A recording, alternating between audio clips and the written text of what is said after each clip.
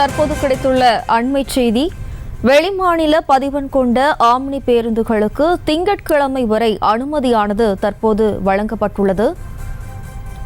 Omni பேருந்து உரிமையாளர்களின் கோரிக்கையை ஏற்று இந்த அனுமதியானது தற்போது வழங்கப்பட்டுள்ளது. கூடுதல் விவரங்களோடு நமது செய்தியாளர் காண்டிபன் இணைகிறார். வணக்கம் காண்டிபன், மேலும் விவரம்.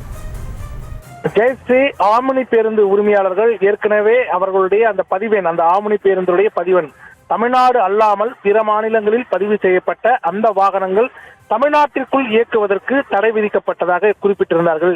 அப்பொழுது ஆம்னி பேருந்து உரிமையாளர்கள் அவர்களுக்கு 2 முறை கால அவகாசம் நீட்டிப்பு கொடுக்கப்பட்டது. இந்த அடிப்படையில இன்று இரவு 12 மணி வரைக்கும் அவங்க பேருந்துகளை இயக்கிறதுக்கு அனுமதி கொடுத்திருந்தாங்க. 14ஆம் தேதி காலையிலிருந்து நள்ளிரவிலிருந்து வெளி மாநில பதிவெண் கொண்ட ஆம்னி பேருந்துகள் எதுவும் தமிழகத்தில் இயக்கக்கூடாதுன்னு சுற்றறிக்கை கொடுத்திருந்தாங்க. குறிப்பாக 547 பேருந்துகள் இதுல வெளி மாநில பதிவெண் கொண்ட பேருந்துகள் தமிழகத்தில் இருந்து இயக்கப்பட்டு வருவதாக குறிப்பிட்டிருந்தார்கள். அந்த பேருந்துகளுக்கு கால நீட்டிப்பு கோரிதான் காலையில் போக்குவரத்து துறை ஆணையரிடம் அனுமதி கேட்டிருந்தார்கள். அதே நேரத்தில் போக்குவரத்து ஆணையர் அமைச்சரை சந்திக்கும்படி கூறியிருந்தார்கள்.